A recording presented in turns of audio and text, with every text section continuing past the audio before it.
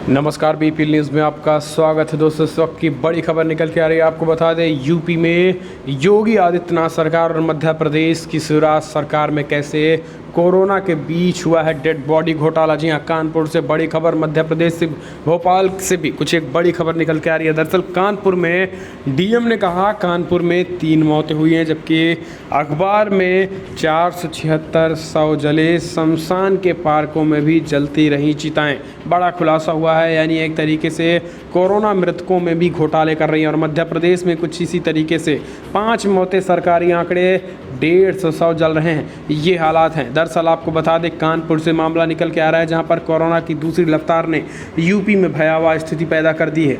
गुरुवार को यूपी के कानपुर में प्रशासन ने कोरोना की वजह से सिर्फ 3 मौतों के होने का दावा किया, जबकि यूपी के एक अखबार ने दावा किया कि गुरुवार को कानपुर में अलग अलग शमशान घाटों पर करीब 476 शव जले हैं। इतना ही नहीं, शवों की कतार लंबी होने की वजह से शमशान के पार्क में भी कई शवों का अंतिम संस्कार करना पड़ा।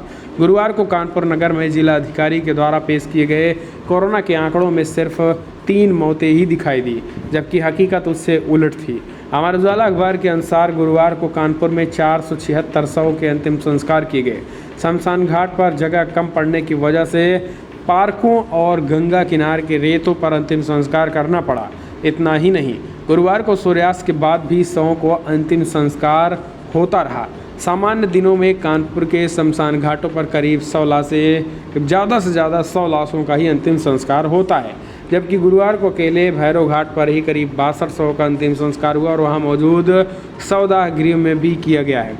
अन्य कई शवों का अंतिम संस्कार लकड़ियों की मदद से भी किया गया और वहीं दूसरे अन्य शमशान घाटों पर भी 50 से 100 इसी तरीके से डेड बॉडीज़ जलती रहीं। लेकिन सबसे बड़ा सवाल विपक्षी पूछने लगे हैं, योगी आदित्यनाथ सरकार में क्या अब मृतक यानी कोविड-19 से मृतकों का घोटाला हो रहा है?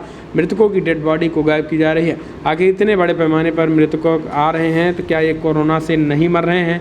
यानी कोरोना के मृतकों की जो लिस्ट है उसमें भी फर्जीवाड़ा किया जा रहा है।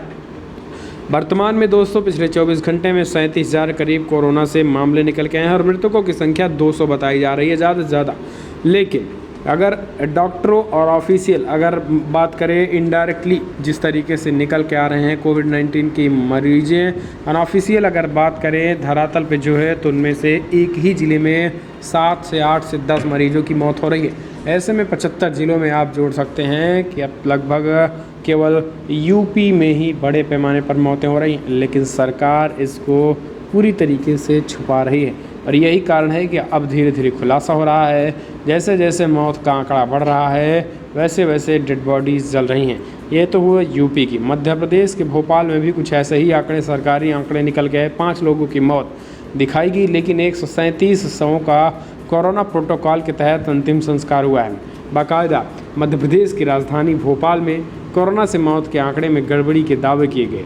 समाचार एजेंसी पीटीआई के अनुसार मुताबिक राजधानी में 2 शमशान घाटों पर एक कब्रिस्तान में बुधवार को 137 शवों का अंतिम संस्कार बाकायदा कोरोना प्रोटोकॉल के तहत किया गया है, जबकि सरकारी आंकड़ों की बात करें तो 5 मरीजों की ही मौत दिखाई गई है। इस तरीके से भोपाल हो या फिर मध्य प्रदेश हो, भाजपा शासित राज्यों में जो मौतें हो रही हैं उन मौतों को छुपाया जा रहा है।